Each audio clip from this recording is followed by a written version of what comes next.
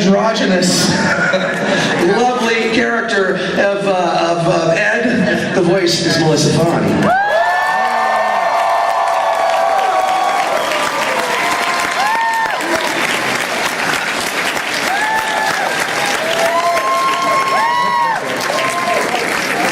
And then we have the big guy with an incredible heart and really weird sideburns. He's tough and he's got a soft spot for anyone who needs some help. It's the voice of Jet, Bo Billingsley.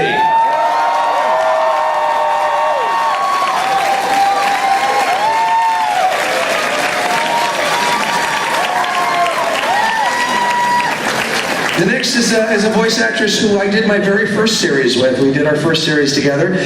She plays the voice of that woman who's just so sexy and desirable and so darn dangerous. The voice of Faye Valentine, Wendy Lee.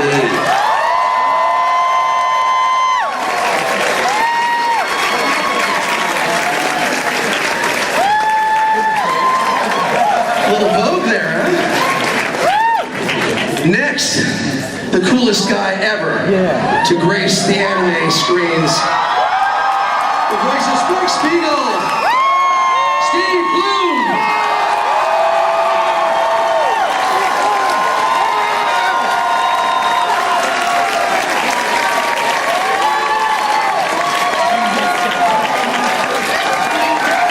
Y'all crazy.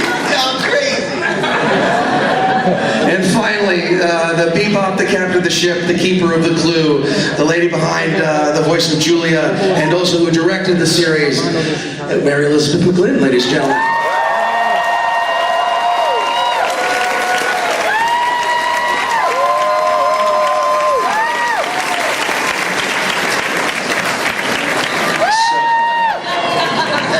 All right, so I got a couple questions before we kind of open things up here. The music is really an important part of the show. It's a heavy, important part of the show. How much of that music influenced your directing and your performances? Were you listening to it and kind of guiding through it as you were going? Yeah, I mean, you guys have heard the soundtrack, right? I mean, Yoko Kanno. Amazing. And, you know, when they sit down in the bar, I think it's in Jupiter Jazz, and correct me if I'm wrong, it's been a while, but like when they're sitting in the bar and this saxophone is playing, or the trumpet with the tin in it, and it's just how it just sets the mood so perfectly, and it influenced everything I tried to infuse in them, for sure. Yeah, the music was kind of the after effect for me. Listening to the soundtrack along with the visuals in its full context kind of blew me away. So we would get in little dribs and drabs, and sometimes Mary would play me a little teensy section just to get me in the mood for a scene, because the scenes really were set up and driven by the music in some cases. But until I saw it in its full form, I didn't realize how deeply it affected the music and my experience of it on the other side. I mean, the very last, the last moment of it, you know, and we beep, beep, beep, you know, and bang, and then I just said, just let it roll, and Blue started playing, and we just watched, right? And I'm just weeping uncontrollably, and just, you know, said, I can't direct anymore, just let it play. And we still mess with the music too. We do conventions together. We were in Hawaii recently with Melissa. And we did a ukulele version of Blue with like this $20 piece of garbage ukulele. And I learned 3 chords on it. We sang and we did the harmonies. It was awesome. We were dripping wet. We just went in the water. Sunburn. Yeah. It was amazing. Hey, how's it? It's a good thing you did, and I don't know if I remember it. We're having a little reunion here right now. So. Oh my God. I'd like to say something about the music also, you guys, that I remember this, Mary, on the very first day that we started recording. I remember Mary said, you know, before we do anything, I want to bring you into the screening room. And you showed me on the big, huge screen in the screening room, you said, I just want you to watch the opening titles of the show. You know, just watch this. My jaw just dropped, and it was just the hippest, coolest thing. And I thought, oh my God, what are we a part of? This is beyond what I even thought. You know, I thought, oh, I'm going to come in and I don't know the character that I'm doing, and it's probably some funny, cute little thing, and little did I know that we would reach such depths. Or heights, depending on how you look at it. I like to think deep. So I got another question for the group, but I want to start with you, Wendy. All the characters in this show seem to carry some baggage with them. They all have demons they're trying to excise or agendas they're trying to do. What is it that each character ultimately wants out of life? What does Faye want out of life? Oh, Faye wants quick rewards, but she seems to always be thinking much further down the road. So I think ultimately she is living minute by minute in hopes of having independence, freedom, of course, wealth, and I think ultimately to redefine herself at some point. That she'll sort of get an ends to her means no matter what it takes. But ultimately, I do think that she wants to evolve into something beyond sort of the loser world that she has come to be very comfortable with. Not that it is loser, but I think that she feels comfortable being lowbrow. So I think, we see her in her beautiful opera gown, and we see her in several costumes where she befits an elegant woman very well. So I think ultimately she wants to be perhaps even a kept woman, dare I say. But I think she really, at the same time, is a strange space feminist. Interesting take. Yeah, which I'm now in conflict, because I think ultimately she would want independence, but I think she really does want love. What about Jet? What's he want out of life? Bell peppers and beans.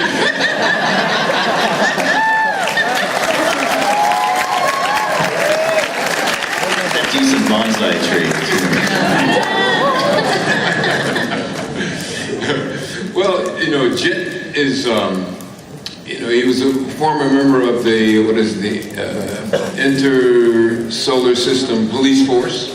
And so he was a guy who wanted to do good for his community, bring the bad guys to justice. Yeah. And as fate would have it, he lost his arm, so due to a bad partner. And so he wasn't able to continue in that profession.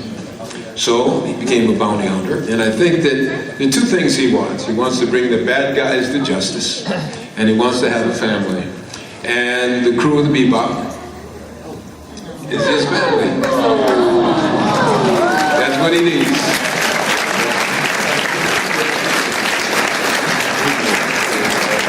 What's Ed want? Pudding.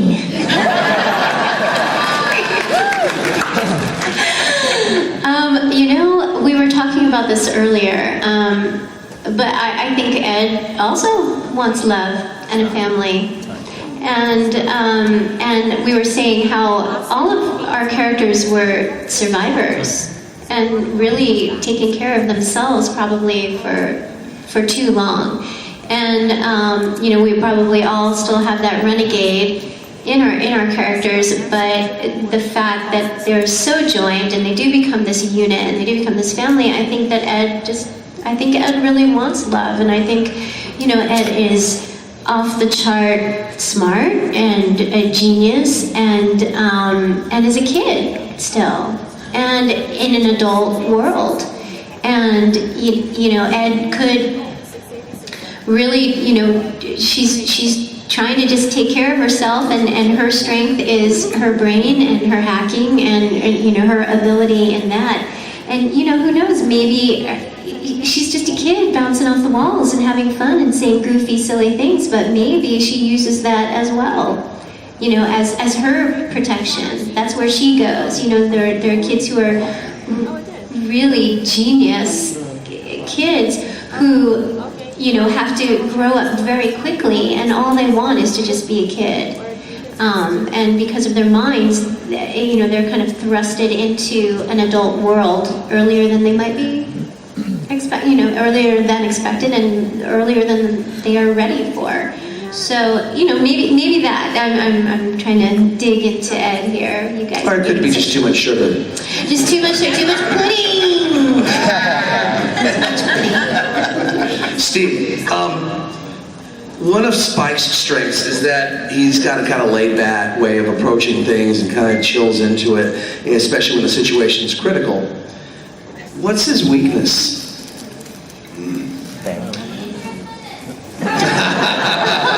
I believe that's women that can kick his ass, right? I do love the kind of woman that can kick my ass. Women with attitude.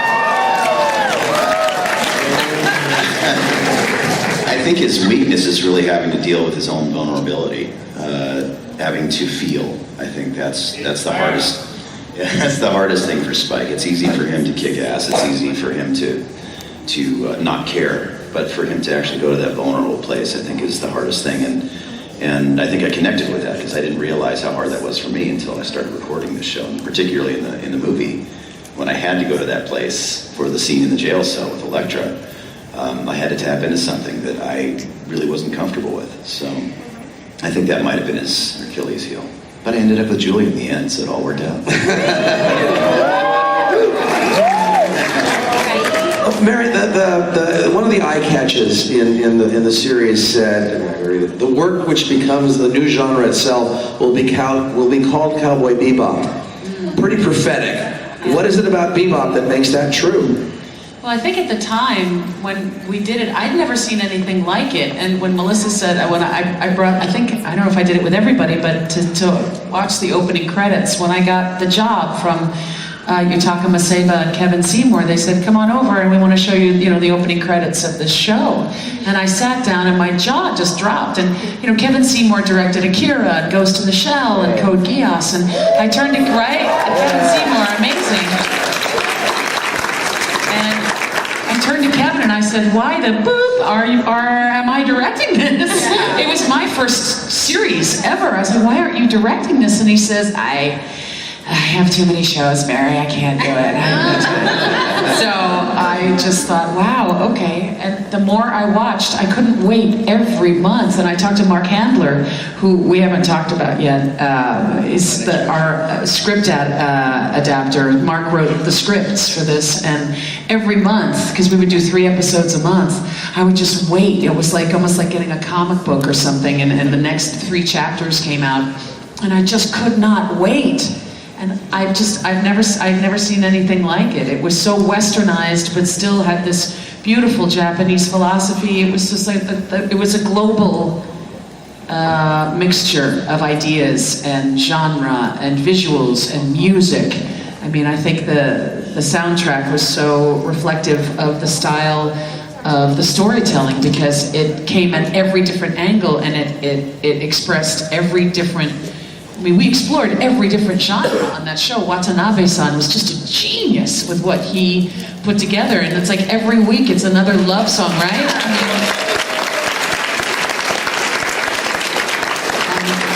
That with the combination of Toshihiro Kawamoto-san's amazing character design and this world that they built was just, it was the first sort of global thing that I'd ever seen. It's normally a lot of ninja or a lot of schoolgirls or something, and this was completely different. Nothing wrong with all of that, don't get me wrong, but this is the first time I'd ever seen anything like that.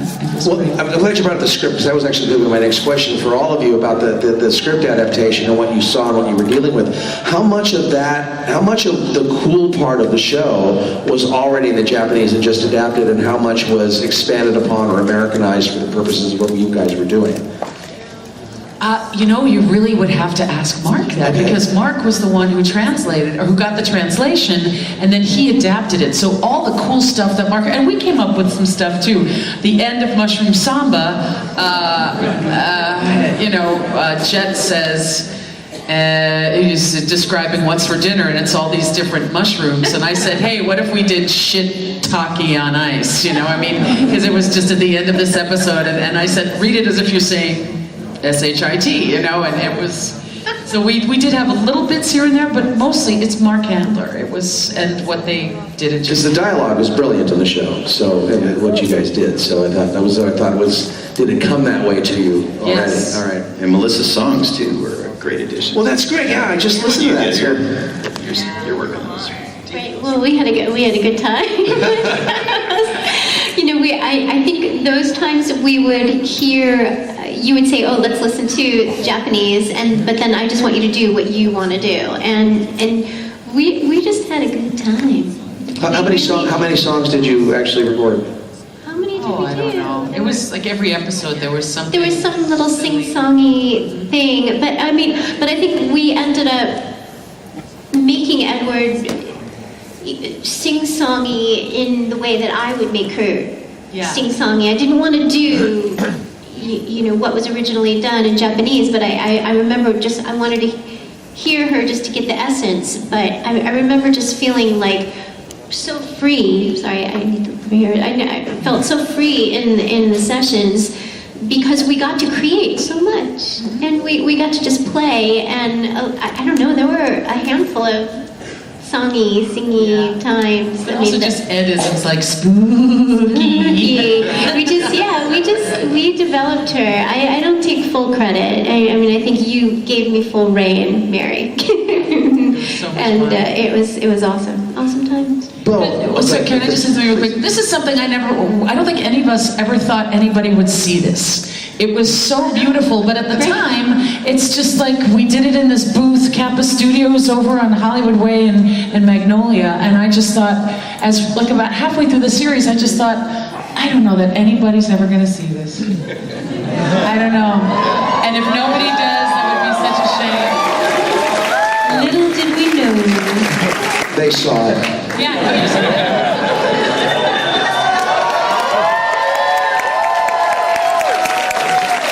And we see you. We see you. Bo, really quickly, as much as Jet complains about Faye, he seems to be more connected to her than he is to Spike. What is it about her that makes him care about her? Besides for breasts. I was just going to say she's a woman, but you stole my thunder. I think that once again, this being his family,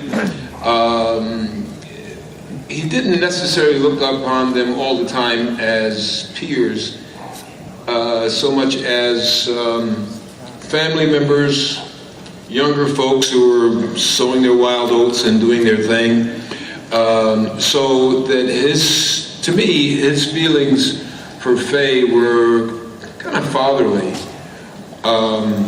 That was my approach to the show in general, in terms of what I could do, the leeway that I had, because I have two children, two wonderful children, and that brought my personal life into Jet's subtext.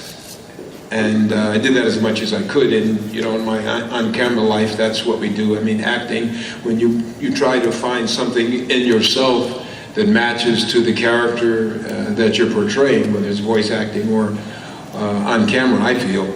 And so that my feelings for Faye went down that line. So that like when she stole the money and took off and didn't call for help. Of course, the script said, we go to her aid, but it wasn't something that would upset Jet so much that he would go, I need to help her, she's part of our family, and gosh darn it, we're going to go get her and help her out, you know what I mean? Technically, she was older than you were, so you could. I know that, and you had to bring that up. Cryogenics is an amazing thing. Me, Bo, I'm 200. You look good. So I'm actually older than you. So one more question, and I want to open it up to you guys. So if you have a question, by the way, you want to come up here. Is that how we're working this? Just come up to the mic in here. So I'm going to ask this, but I'm going to ask one question from them first. And this is for all of you. There's a reviewer named Miguel Douglas who said, quote, the series distinctly establishes itself outside the realm of conventional Japanese animation and instead chooses to forge its own path. That means you guys had to forge your own path, a new path too. Do you want to? Was it difficult to find a voice, and I'm talking about both the voice for the show and the character voice and the inner voice that you have to play in order to make that happen? Was it hard to do that since it was so different? Or did it was just so well done, it just laid there for you? No, we had a great director and a great show to work with. Yeah, I mean, our job, like Mary says all the time, is just not to screw it up. I mean, it was so beautifully crafted before we even stepped foot in the room. And then we had the greatest director in the world holding the context for us. So really, we just had to do what she said, I think. And just, Yeah, I always find it best to do what Mary says, so. Go ahead, you say something, I didn't mean to interrupt. No. I was just saying that I agree completely because, you know, it did just lay there for us. You said that perfectly. I mean, it was the script, it was the whole package plus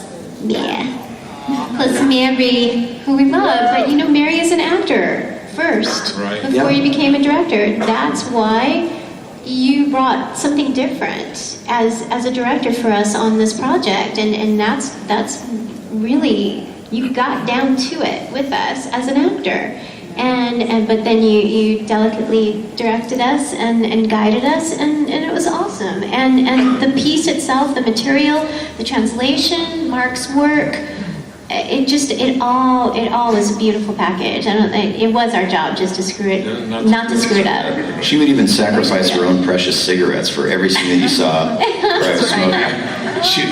Coincidence then. I'm not a smoker, and I'd break them up in my hand accidentally. I'd put them in my little bag and try to bring them the next time, and just stuff falling all over the place. But that's how much of a giver she was.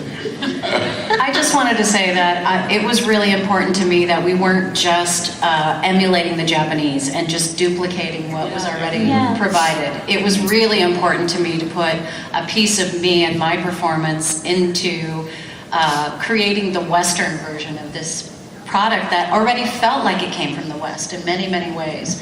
And I know that I had conveyed that to Mary in the very beginning. I really don't want to end up just becoming a mockingbird or emulating Japanese. And your Faye was really different. That's the thing, is like, this is one of the first shows, you know, we work on a lot of shows in Naruto and all these amazing shows, and they're just like, make it like the Japanese. And this was, they said, just make it, you know? And everybody, I thought every character was, all of you guys were different than the Japanese version. You brought your own uniqueness to each of these characters, and that's what made it so beautiful, and for me, anyway. Yeah, definitely. Well, there was one thing that,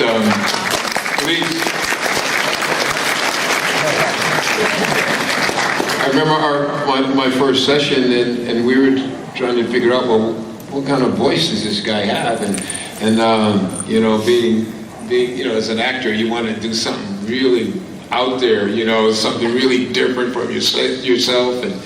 And so Mary, you know, I tried a few voices, and then Mary said, you know, Bo, why don't you just use your own voice? I said, wow, that's really an imaginative point of view. Why didn't I think of that? You know what I mean? But Pee Wee Herman was dead on. I thought that would have been fun. I was going to do Ms. Ross Perot. You guys don't remember Ross Perot talk like that, you know? He said, yeah, big ears. And $10 flat tax cross board. $10 cross board flat tax. The thing was, and I think the style of the show lent itself, it was a more cinematic show. So it had a more cinematic feel to it. So instead of going big and broad with everything, it's less is more. The less we can do, the more natural. The more naturalistic we can make it feel, the better, I thought. And it really added to the cinematic feel of the show itself. So apparently I've said enough. Everyone's a critic, thanks. All right, let's take a question up here, shall we? There's no. Hi, I'm Desiree.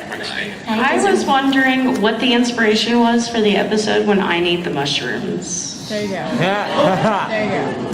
You'd have to ask Watanabe-san. I think he's the one who came up with Mushroom Samba. There's a whole genre of films they called blaxploitation films, and I think that was a direct reflection of that genre. And at that point in the series, they started to do sort of, this is a pure science fiction one, this is a spaghetti western one, and Mushroom Samba became that. And you know, to see Ein just beep, beep, beep, beep, beep. And there's a great GIF out there now. It's like, nope.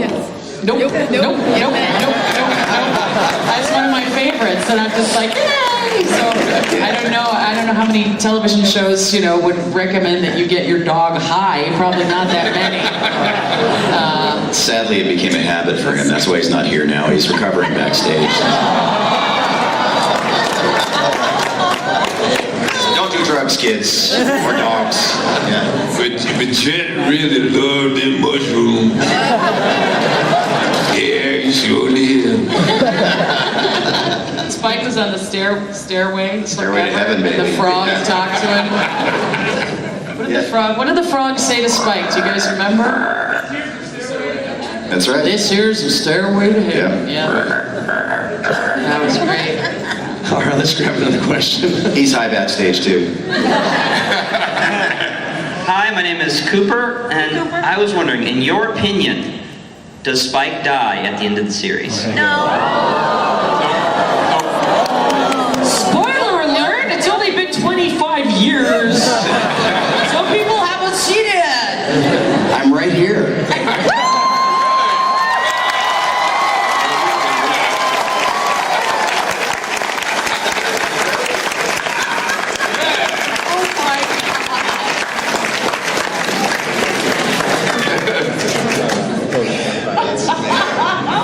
Somebody made this giant letter for me over there. It's terrifying. Oh my God.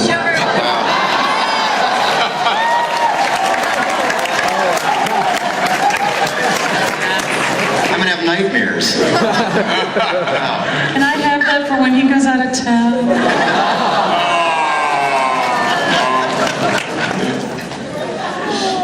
So my question is for Steve. Yes. In the mushroom episode when Spike is climbing up the stairs, what do you think that symbolized? Is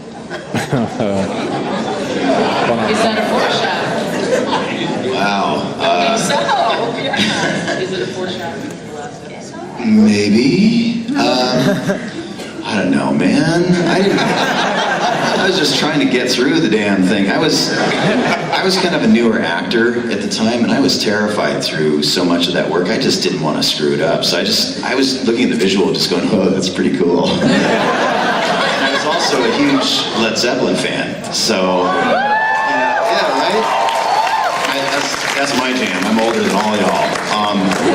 So when we had the Stairway to Heaven reference, that's all I could think about was, "Oh, this is so cool, man." I hope someday they see it. I hope Robert Plant, Jimmy Page see this and say, "That's cool." That's all I wanted.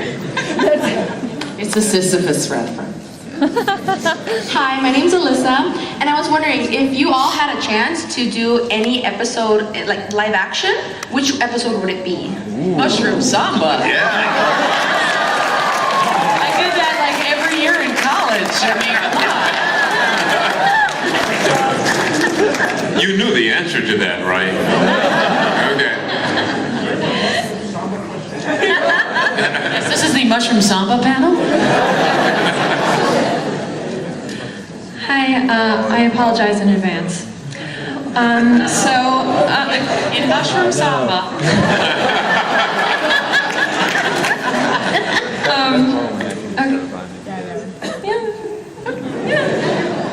Okay. Well, a few years after I watched the end of this show for the first time, I was quite convinced that I was not going to allow myself to live anymore. But while I'm still locked in arduous battle with very negative thoughts,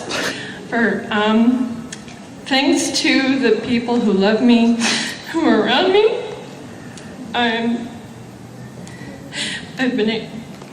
who have allowed me to stick around for a little while longer.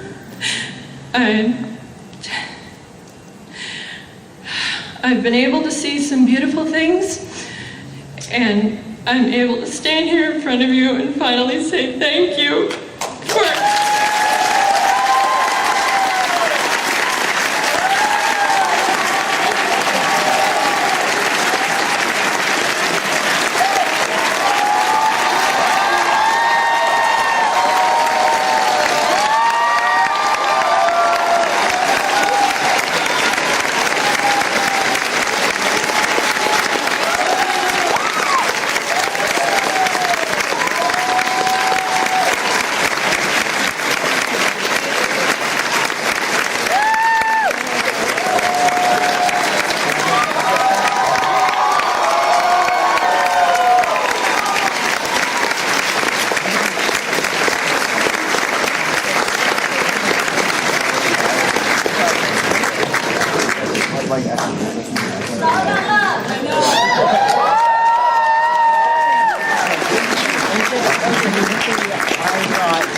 guys, but the fans were so much. All three.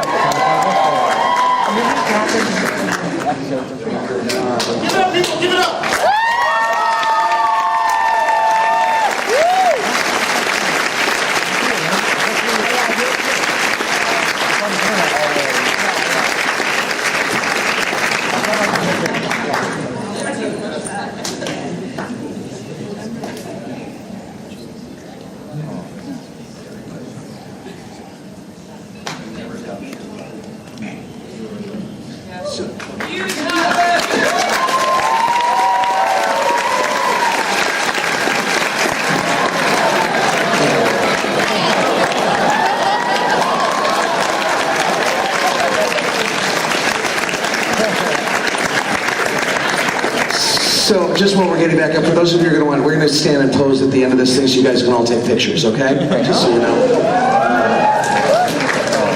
Wow, this is why I love my job.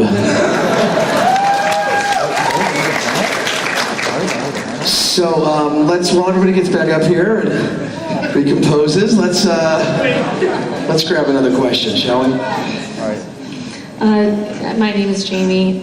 It's very clear that this show has impacted you all in many ways, and Watanabe-san has said that he's found inspiration from traveling the world and reaching beyond anime. And I want to know how this show impacted your voice acting career and the lessons you took with you to other projects.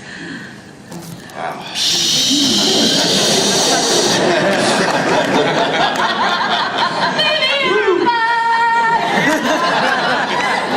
Do you know what I could say to that? Oh, was that just for Steve? Sorry.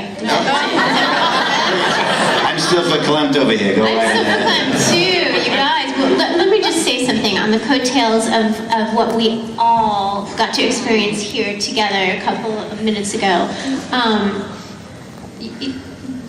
Doing a show like this, or any show, to know that we've impacted one person is amazing. It's a job well done, but to know that we have affected someone's life, or many people's lives, just by the work that we get such great joy in doing. We are so lucky to have the job that we have.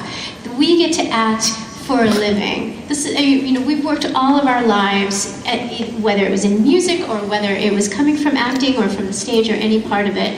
But to know that we have an effect, that all of you guys are here experiencing this with us years later, is something that is just, it's hard to describe. And to know that we affected this girl's life. I forget her name, you guys. I'm sorry.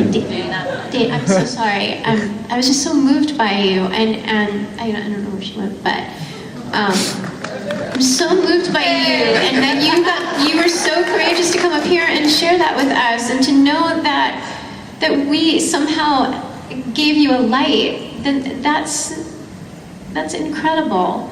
And to answer your question, that we were able to have this experience in this show as an actor, where I got to just fly, and I got to create, where a lot of times we're not allowed to. We're kind of we're given certain parameters, and we have to stay there. But we were allowed to really soar. So from that acting experience, that I take that for the last however many years to other jobs, and say, you know what, I'm gonna let myself spread out a little more in the booth, and I'm just gonna breathe more, and I'm gonna have a great time like I did in this session. Sorry, you guys, I'm long-winded, but I'm really moved. I'm sorry. I'm moved too.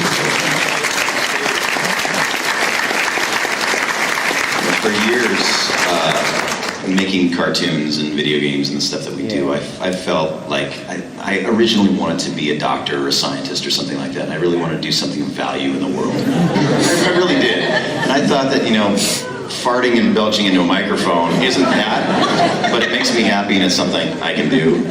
But we're in in this little padded cell, and we didn't know what the impact was going to be out there when we were doing this.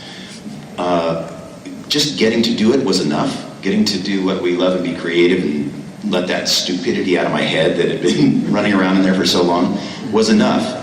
And then coming to the conventions and having an experience like this with Dana and so many of you throughout the years, I found as an adult that's what actually gave me purpose as a human being. And that was so much more meaningful than anything I ever expected to achieve in my life. If nothing else happened, if that was the only moment that ever happened in my whole career, that would have been enough to fill me up.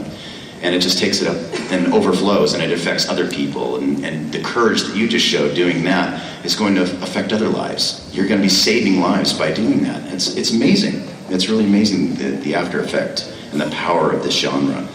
So, I mean, that's the big picture for me. And this show led to so many other things. It led to Toonami for me. It led to Megas XLR. It led to Nukora. All these creators of these shows, and I don't say that to boost my own, thing there. I'm just saying that it was such a surprise later on in my career that these guys knew about this show and that it meant something to them enough that they wanted me to come into the room and do their artwork, to put my garbage into their artwork. I couldn't believe that anybody cared. It's all been such a wonderful, amazing surprise, and I think that really speaks loudly of the quality of the show and Watanabe's vision. And whether that was his intention or not, he's spread some amazing joy throughout the world. So I think we're all in great debt to him for that. He launched me. It launched my directing career, and now I'm directing. My dream was always to direct for Warner Brothers and Disney, and now I am. Not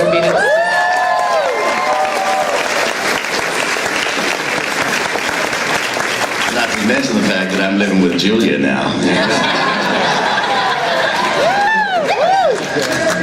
All right, let's move on. Next question.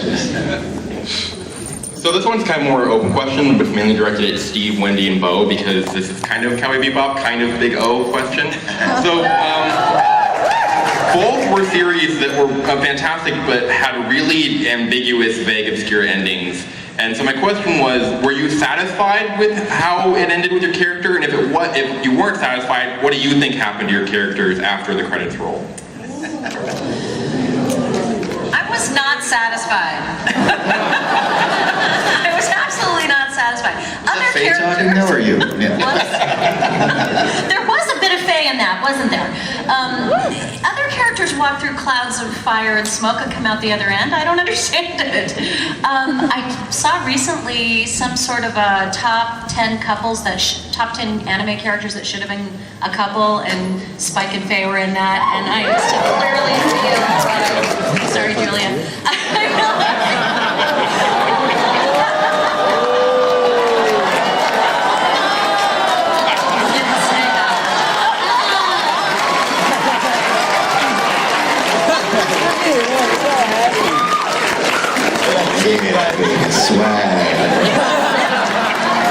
Who's to say that Julia and Faye shouldn't have been the couple? I mean,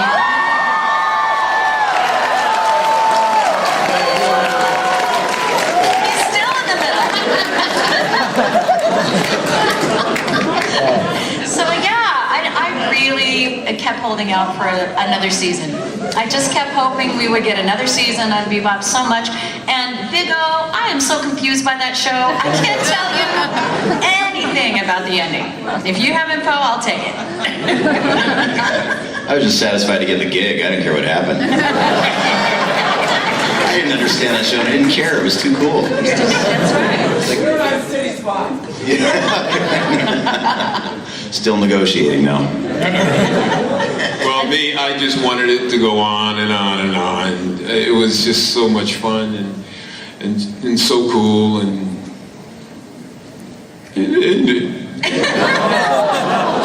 it ended so beautifully. I mean, it's just one of the most beautiful endings to any series. It's heartbreaking and satisfying and leaves you wanting more, yet feeling full. I mean, it's a beautiful ending. Speaking of the ending, what's the tattoo, Steve? Oh. Yeah, this is Bang. This is actually the voice, the audio file for the word Bang. So and I took that from a video, brought it to my tattoo artist, and that's exactly what it looks like. I might put a chip in there so that I can actually play it.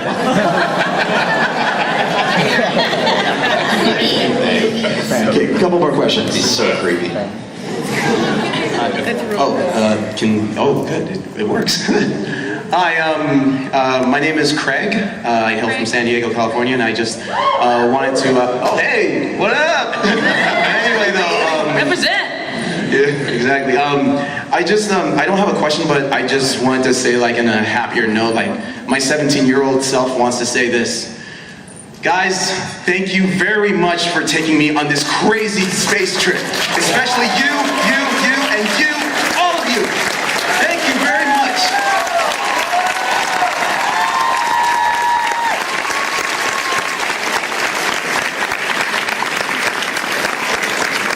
Thank you. Thank you, Greg. Thanks, Greg.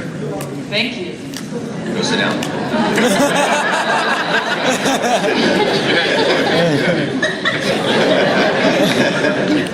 Hi, nice to meet you all. My question is just going back again to the awesome soundtrack on Cowboy Bebop. I was just curious if any of you guys ever like kind of listened to that, like just outside, like out and about. Like I listen to it all the time at like work and stuff and doing it. Oh yeah. I have it on my phone right now.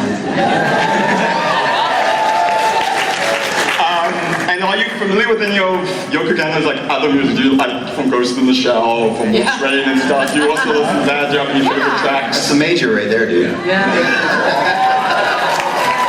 Does anybody know if she's doing the music for the Ghost in the Shell movie? Do we? Maybe? Oh, I hope so. I hope so. Yeah, the soundtrack for, I went from, Crispin Freeman and I met at a con in Chicago, and he said, we've got to go, Toshihiro Kawamoto is here, and we have to go look at pictures. He's showing pictures of his next series, which was Wolf's Rain at the time. But we all worked at the Yoko Kanno did the soundtrack for that, and that is it's mostly orchestral, and it is some of the most exquisite music I've ever heard. It's so beautiful, and yeah, I mean, I sing concerts in all over the world, and I've done Blue and Knock a Little Harder and Rain, and Steve and I have recorded, have done some stuff on concerts too. So it's great. Lots and lots of mushrooms. Lots of mushrooms. Next question. Guys, thank you all for being here, and thank you for doing everything that you do. And Steve and Mary, Laughing Bull must have seen it in the stars. I know it. My mushroom samba question. Just kidding. My favorite episode was always Pierre LeFou. Yeah. So. And that's Kevin Seymour played Pierrot LeFou, who cast all of us. That was Kevin, because Kevin said he saw that episode and said, I want to play him. I want to play him, and he did. And he never did that. I always had this weird moment with that episode where Spike is the two-eyed cat. So was there ever a weird discovery or exploration process where either you and Mark Handler, and to maybe Steve, you to a lesser extent, where you saw, Spike's that cat. He's that cat that tortured him all that time. That's it. That Spike was actually Pierrot LeFou? Oh, the cat. Oh. I never put that together, but sure, man, that's a really good. I gotta watch that again. Spike has eyes that are two different colors, and so did the cat. Yeah. 16 years, still discovering layers. That's amazing. I'm gonna go back and watch that. I love that episode. Okay, one more question. Sorry, guys, we're out of time. Thank you for holding it. My name's Jay, and I had a question for Steve. Yes. And obviously, the last line of the series had a lot of effect on you. Yeah. My question is for the last would-be or would-not-be moments for Spike. What was your approach to, as a voice actor, to performing that role, especially saying that last line? Holding it together. I didn't know. I didn't tell him. She didn't tell me. And after I think after I recorded, you didn't even tell me. I didn't. No, I recorded and I went, wait, that's it? When's he gonna get up? Where's that guy with all the magical powers that's gonna heal him up. We're not done, right?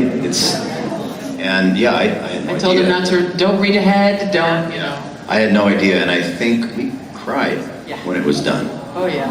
I had no idea. So it's okay to cry, guys. It's all right. You can show a little hair, you can show a little tear. It's all good. Thank you. Okay, so I want to do something special. This is the time to take your cameras out, okay, guys? So we have some special people up here. We're going to take some pictures with some cosplayers.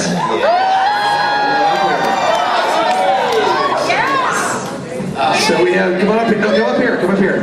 We have Jet, Faye, Spike and Ed. And yeah, we're gonna come right here, guys. Right here, guys.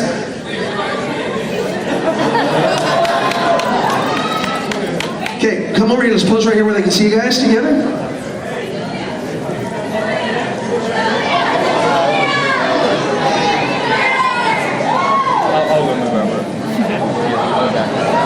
Wow, we have a Julia too. Oh, God.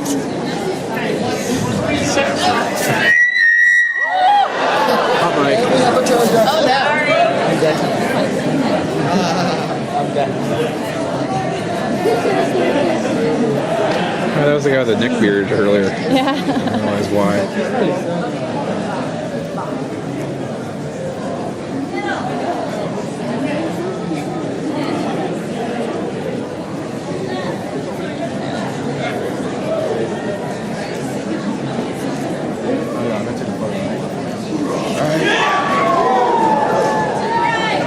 Gosh, the cattle calls there. Can't help it. It feels like it's church or something. Maybe it's church. So the director is the major? Well, that's right. And Jed is Bato, so I guess that makes sense.